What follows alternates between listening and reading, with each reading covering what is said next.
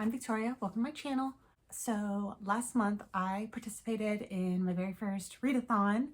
I had such a blast. So I took part in Leandra the TBR Zero's TBR Harvest, and initially I was planning to separate it out into like two separate videos. I was gonna do one at like the halfway point. I read 9 books, you'll see what I mean, but I read 9 books, and so I filmed a video for the first like 5, and then I was gonna do a second one with the last 4, and you'll be able to tell that by my outfit changes. But after I filmed the video, I just did not get around to editing it, and so now here we are, and it's just gonna become one big long video, I guess, because yeah. But Leandra had a few different options, I think like 3 different options of game boards that we could pick from to choose for the TBR Harvest, and I went with the Haunted House. So the goal of this board is you're trying to escape the house, and you go through like the different rooms, and there's different prompts to each one, and you have a few different path options you can do. I was overly, I guess, optimistic and chose like one of, if not the longest one, so that's why I went through 9 different books. Something I learned about myself though is readathons, I think, are really just going to be a way for me to work through my TBRs and stuff, because I was not able, I did not finish a lot of them. I have quite a few DNFs, so yeah. Hopefully that's okay. Leandra had said that for her readathon, if you start it for a prompt, then it counts.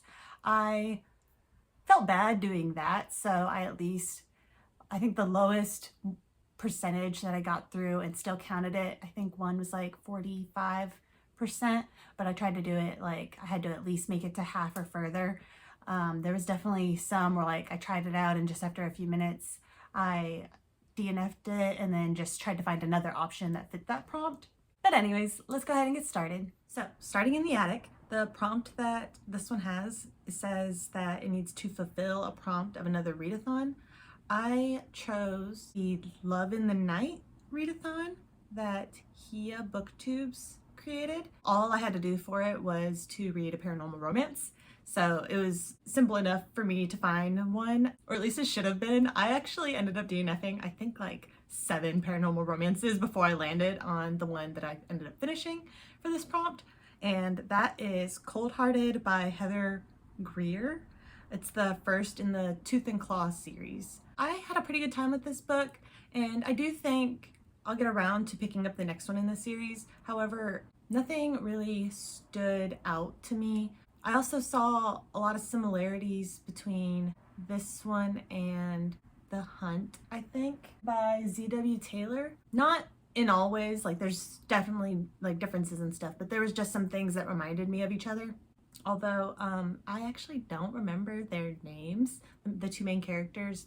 Actually the guy is named Caleb, but our main girl, I don't really remember her name. But she moves to this small town in, I think, Alaska, but she got this new job and she's going there for a fresh start after leaving a abusive situation with like an ex-relationship and stuff. Now, for the main character, it's like, you know, supposed to be a surprise and stuff, but there's wolves around like from the beginning that you see and everything. So just picking up the in-your-face context clues, I'm just gonna give it to you. The supernatural secret and stuff is there's a crap ton of werewolves around here. It's like a town of werewolves basically. And so it's just her finding her place in this new community and developing a relationship, and she also struggles a lot with depression. And actually I felt like the author did a pretty good job portraying that. And I also liked the characters in the story overall. But yeah, I don't really have too much to say about this book. If the premise of it sounds interesting, I would give it a shot. I wouldn't say it was anything crazy unique, but it was a decent time. Moving on to the bathroom, the prompt for this one is I See Dead Things. So initially I was going to be reading Sabriel by Garth Nix. I had attempted to read this before because I had heard like a lot of good things about it and everything, but I at the time was not reading like any kind of urban fantasy aside from like some paranormal romance here and there.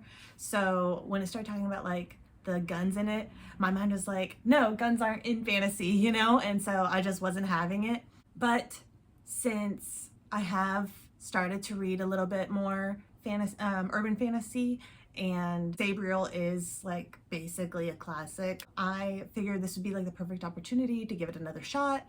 However, the writing style also apparently was not for me because it stayed as a DNF. And I think I made it about like a quarter of the way through. And so at that amount, I did not want to count that as my read. It didn't feel like enough. So I ended up choosing to read, it's a lit RPG book that I found on Kindle Unlimited. It's called System Change by Sunrise CV. So I've noticed with a lot of these lit RPG stories on Kindle that they come from a website called Royal Road, and then once they get popular, they publish and stuff on Kindle. And so I've noticed that a lot of these Royal Road authors don't, like with their pen names, they don't sound like actual names. Like you can tell that they're made up names. But this is the first book in the System Universe series, and I really liked this. If you don't know what lit RPG is, it's like basically where some aspect of it makes it so that there's like video game or tabletop RPG stats like strength and intelligence and everything. Like, where's mine? But so this story has a little bit different of a setup than a lot of the other ones that I've read. I'll talk about lit RPG books in another video, maybe. A lot of the time, what'll happen is you have someone in our world, and then they either get sent to another world that has this kind of thing going on, or a trope, I guess, that I've been really enjoying is where like aliens kind of force Earth to join the system, and then it's like an apocalypse basically, and they're like, mankind is freaking out trying to figure out this new system and stuff. So what's different about this story is he was in our world and that happened, like that whole apocalypse, like forced joining the system thing happened. But when the story starts, he's like 10 years into this happening, and then he ends up going to a different world. And when this happens, because he was already strong over there, even though he's like level 1 at this place, something happened with like the transfer of stats and stuff. So like he's like a insanely strong level 1. What is his class? I think he used a spear. He was crazy strong, and in his original life he kind of kept to himself and everything, but after circumstances that led to him entering this other world, he finds himself like craving companionship. Like, I don't mean romantically, just being around people and like having friendship and stuff more. And so this story, I feel like it was kind of like a cozy fantasy, but with video game statistics in it. I really enjoyed it, but it was just a coincidence that this ended up fulfilling the prompt, because there are like undead creatures, like a disease and stuff going on nearby this village, and he ends up finding himself just continually helping these people, even though I guess in his mind he's like, I helped out with this task, everything else not my problem, peace out. And then he just never ends up leaving, you know, and just keeps helping. He's definitely overpowered, which in most stories I don't like. I really hate when main characters are overpowered in stories, but with this being so like lighthearted and like a cozy fantasy and everything, the overpoweredness did not have the same negative effect on me that it normally would. I'm like partway into the second book. I definitely plan to continue and see how it goes.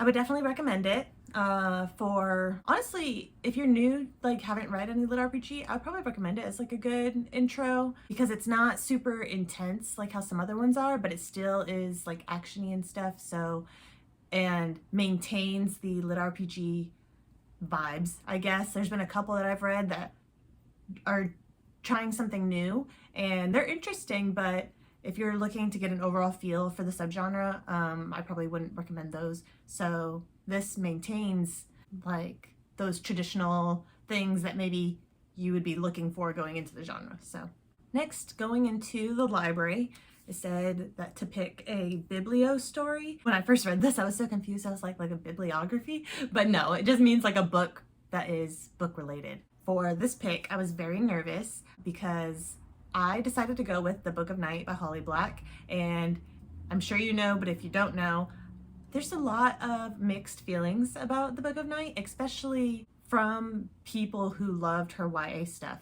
I have seen a few people say good things about the Book of Night, but I remember one person was like, go into it not thinking of it as a Holly Black book. That way you're not setting up certain expectations, like thinking of her YA things. So I was nervous about this book because Holly Black is one of my favorite YA authors, but surprisingly, I don't get the issues, I guess. Like, I mean, it's not fairy tale vibes, but it has her vibes. Like, she has a very distinct writing style, and this maintained it, in my opinion. I was almost going to DNF this book for the first 50%. I was not really into it. And so I was like, dang, they were right. But when I read The Cruel Prince, I did not really like the series until like a book and a half into it, and I didn't know why I was continuing, especially after the first book. If I'm not loving a book, I won't really continue the series. There was just something forcing me to keep reading. In that case, like there was political stuff that like I was drawn to keep seeing, I guess, even though I wasn't feeling the main character's owl. I hated Jude for a lot of the series. So in The Cruel Prince, it took me like a book and a half before I really could say, yeah, I like this series. And then by the end of the series, it was like one of my favorites. And it's so funny to me because the same thing happened with The Book of Night. For half the book, I was on the verge of DNFing. I was so bored, and I didn't have the same issues that I had with Jude, but with Jude and then Kay with Tithe, and then I don't remember her name, but the main character in The Book of Night, all three of them, I didn't really like them as people, and they weren't like really people I was like rooting for, and yet I couldn't look away from them. Like I just had to see their, I guess, shit show. Yeah, so like halfway through the book, then things started to change, and I was like, okay, yeah, I'm feeling this. And then by the end of the book, I wouldn't say I loved it as much as The Cruel Prince, but I did really love it. And I had a copy of the book, and I can gladly say I'm keeping it. Oh, but as for what the book is actually about, so our main girl is like this ex-con artist, I guess. She's been out of the game for like a year, I think. But then, like, basically the world blows up and she gets pulled back into things. It doesn't really blow up, but it's just things are coming from all ends. She's got a coworker who she is like helping track down like her boyfriend, and then he's doing some cagey stuff, and then there's like this book that we're hearing about and we don't really know too much about at first, and everybody's like wanting it, and then she has like a revenge vendetta like dream, I guess, against this rich dude who also seems involved in things, and then her boyfriend Vince, love him. He's probably my favorite character that Holly Black has ever written, but I wish I could have more time with him. I hope that there is going to be more books in the Book of Night world, but I think right now it's a standalone. Vince seems like he's connected to things in a weird way, and he's definitely keeping secrets, and then there's like other things that I don't want to spoil stuff with, but yeah. So everything's going crazy. The main character's getting pulled back into like the con life. She's trying to hunt down this book. And then there's also a magic system involving shadows, which are connected to your soul, it seems like, because Vince, he doesn't have a shadow anymore, and he's like kind of muted seeming, like doesn't really, his emotions aren't quite all there. And that's the case with like other people as well. Like people get kind of nervous if like you don't have a shadow, because they kind of don't really see you as like fully human or like all there, safe to be around and stuff, you know? It's like you're not going to respond to things the right way if you don't have that part of you. I just made a whole mess of explaining that. I'm trying not to give spoilers, and there's really cool mystery stuff in this book. Anyways, I guess my conclusion to talking about the Book of Night is, if you're gonna give it a shot, I would say to read to 60% before DNFing, because about 50% and then I liked it. Now, moving into the bedroom, I had to read a book relating to superstition. I chose to read The Girl in the Tower by Catherine Arden. This is the second book in the Winter Night trilogy, I believe is what it's called. The first book is The Bear and the Nightingale. I loved The Bear and the Nightingale. For the longest time, I was like, I am content with this as a standalone. I might read the next two in the series if I ever get around to it, but I owned the first book and was like, I'm okay if that's just all I own. Like, it was just so good just by itself. I ended up DNFing the second one. I did make it to 50%, and I figured since I made it halfway through the book, I could go ahead and count that as my read. I don't know, like the writing was still good. I like Catherine Arden's writing style. It's very pretty and atmospheric, I guess, but the atmosphere is so different from the first book because we're in completely different settings, and the plot, now that it's a trilogy, I don't know if the first book was like set up to be a standalone, but the first book takes place like just in her town, and then the second book, and then I spoiled myself, and like, I say spoiled, I just read the description of the third book after I DNF'd this one, and these other ones, it's like the broader world and everything, and that's fine, but it added to me being willing to DNF because I could tell that the stuff that I wasn't vibing with was setting up for more stuff that I wouldn't vibe with. Like, the first book had like a cozy, scary, close to home feel, and the second one, it was like getting into like politics and stuff, and I was just not feeling it. And it also wasn't winter, I don't think. I could be wrong about that, but it did not have the same winter vibes, that's for sure. So it might be good. Her writing was good, but there's a certain thing that I got from the first book that I loved, and if I was going to read more in that world, I would want more of that thing, not something else, you know? That's the same issue I had with Scholomance trilogy. I loved the first two books so much. I was like, this is like one of my favorite series ever, and then the third one, I was like, this is totally different. This isn't what I've been like loving. Why is, like, no? And so I ended up DNFing that, and it made me really sad because I loved those first two books. But yeah, it's like the same thing. It's like they're two different feelings from the books for it to mesh in one file, I guess, in my head. But anyways, last but not least, at the staircase, I had to read just a mood read. So basically whatever I wanted to read. And I ended up picking Every Hearted Doorway by Shannon McGuire. This is the first book in the Wayward Children series. I had a really good time with it. It's about basically a school, like a boarding school, but really more of a, what did they call it? A sanatorium, I guess.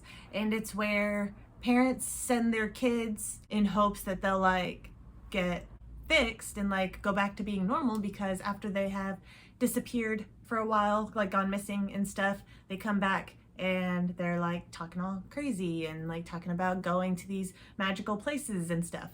And so to the parents, it's like, yep, we'll help them get back to normal and you'll get your sweet child back and stuff. But really, it's like just a place for kids who have gone to other magical worlds like Alice in Wonderland or Narnia or whatever, and come back and can't adjust to being back. It's just to give them a new home, I guess. And if they do get to the point where they are comfortable in going back out in the world, then they can.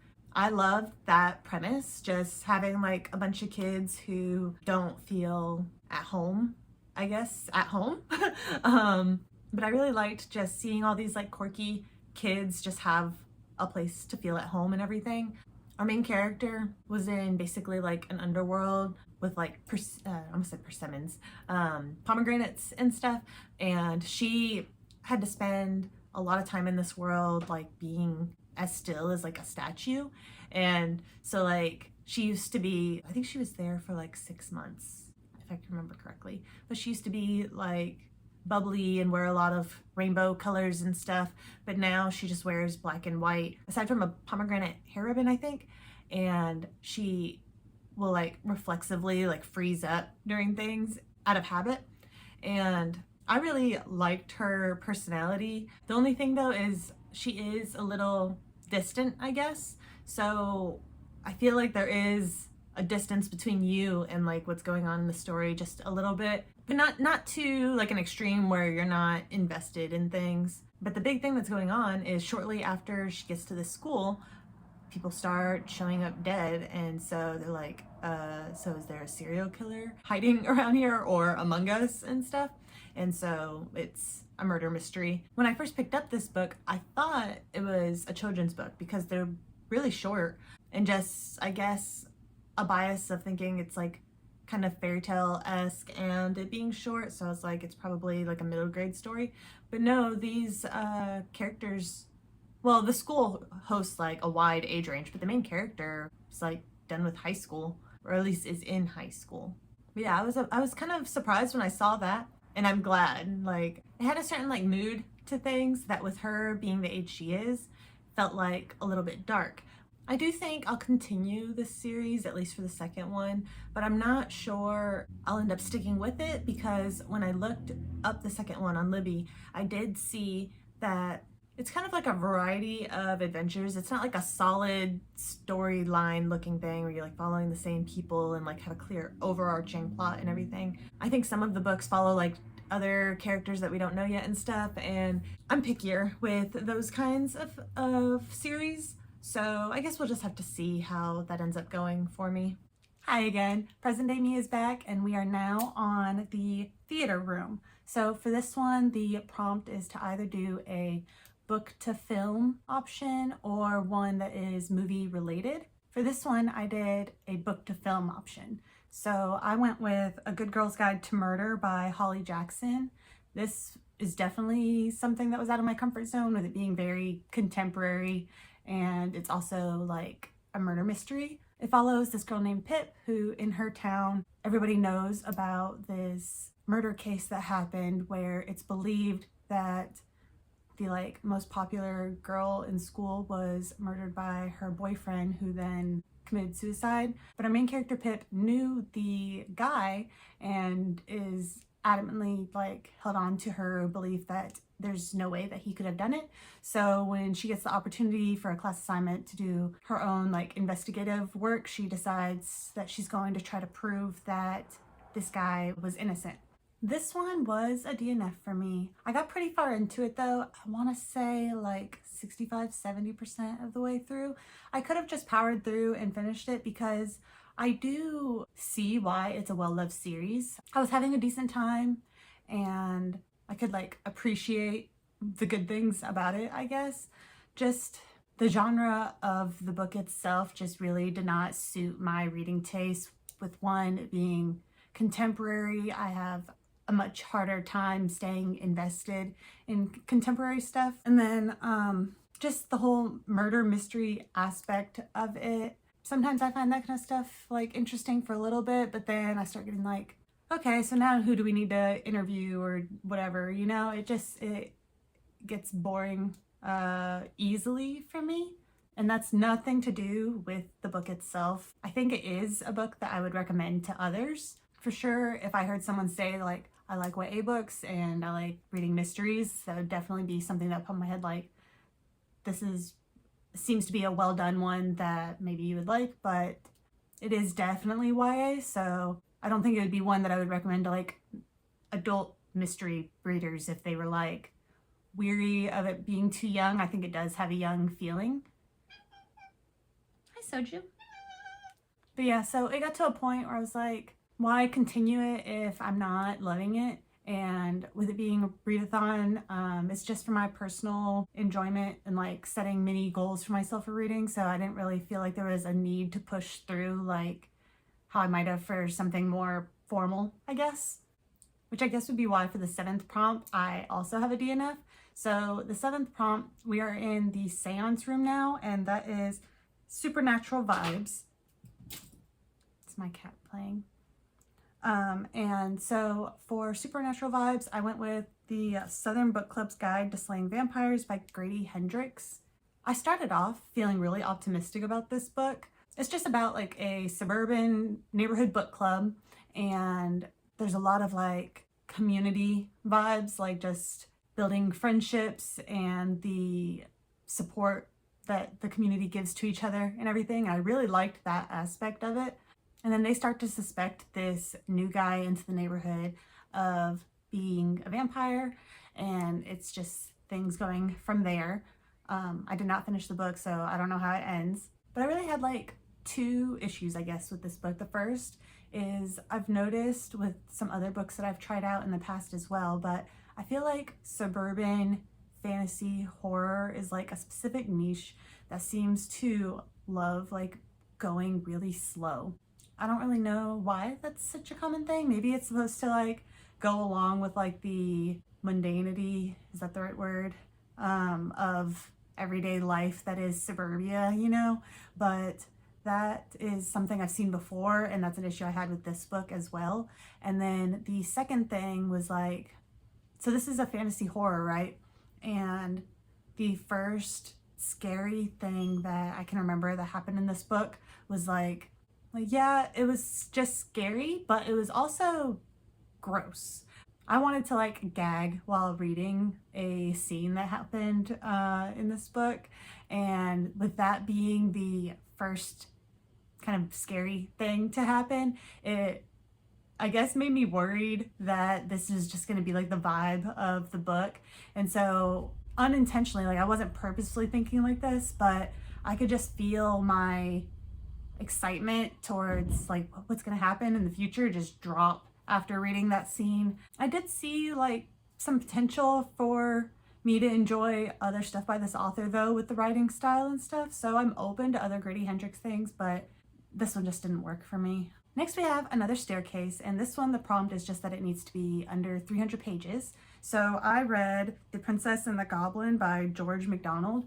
This is like old school classic fairy tale. I could be wrong, but I'm pretty sure this is like from the late 1800s. Don't quote me on that. But I loved this book. It is so much just classic fairy tale. It's about this little girl named Irene. She's a princess, so Princess Irene, and she lives kind of out in isolation in this castle. Is it a castle or a mansion? But she lives with like a nanny, I guess, or a governess and some servants and stuff, like out on her own in the boonies. I think her dad like put her there for like her protection and stuff. But there's some mountains and like miners that live nearby that work in them. And then there's also a society of goblins that are in the mountains, and they are like the enemies of the human kingdom. And it's like dangerous for humans to be out after dark because of the goblins and stuff. It was a quick read and very cute. There was a lot of like elements that just felt like classic fairy tale things. Like one of the ways to avoid the goblins is singing, particularly rhyming songs, I guess. One thing that I did not realize until after I read the book and then looked at reviews is the author did some really heavy Christian symbolism in it that just did not process as being like that to me when I read it. But then once I like heard that, it all clicked and I was like, oh yeah, like just the power of faith and things like that symbolism is definitely in this. But even like without those themes, I just thought it was a cute story, you know? I don't want to say too much about what happens in this one plot-wise, just because with it being under 300 pages, I feel like it's very easy to just say a couple sentences and then you've told like the whole book, you know?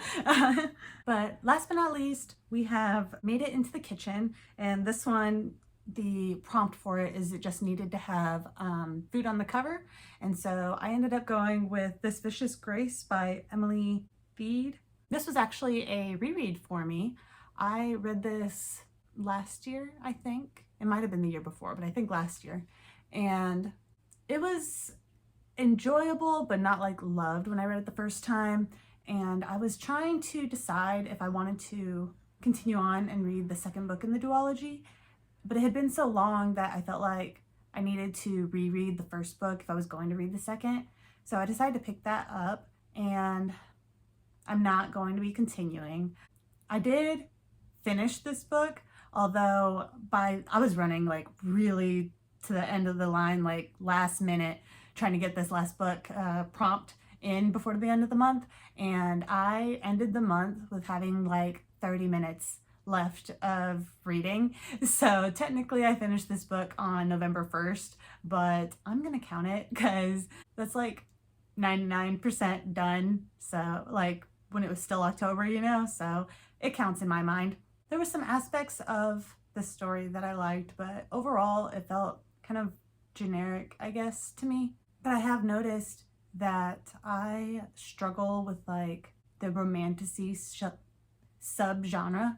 I do much better, I feel like, at fantasy series where I hear like, oh, I love the couple in that one, you know, and then I go into it and like I just seem to really connect with the romance in it rather than it being an actual focal point.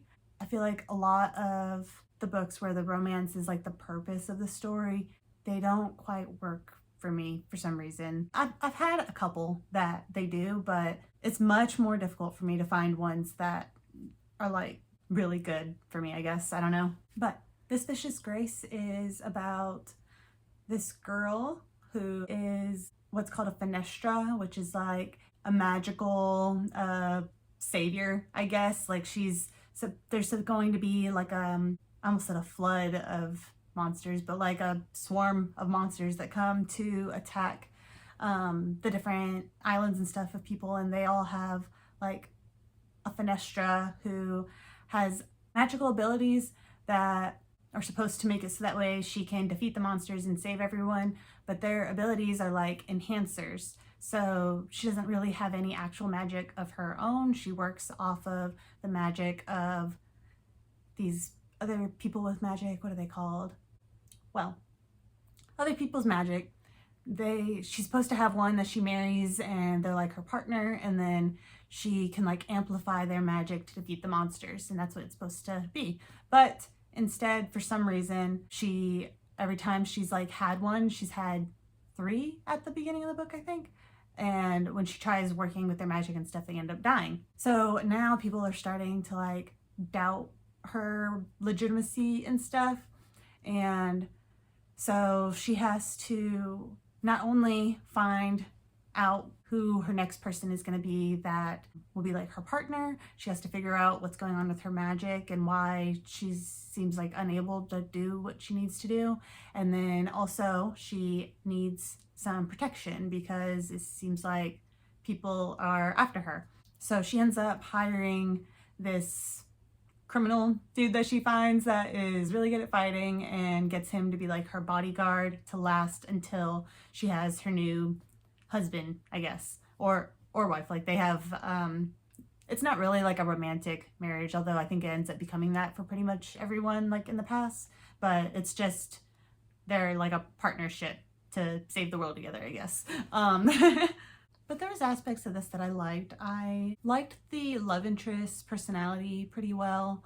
I really liked kind of like the lore of the world. I felt like that was really interesting. The main character's personality was all right. She wasn't like super annoying, but I didn't like love her. And the romance was fine. I don't know. When I finished the book, I was like, all right, I read that. I'm not interested in spending any more time with like these characters or the romance or anything, you know? So it was just a very lukewarm feeling after it all. But that is how I ended up finishing this readathon. I feel like I did all right. I'm just glad I got through all the prompts, even though I did have quite a few DNFs. I feel like it could have gone worse, so I'm pretty happy with it. I definitely want to do more, but thank you guys so much for watching. Have a great day. Bye!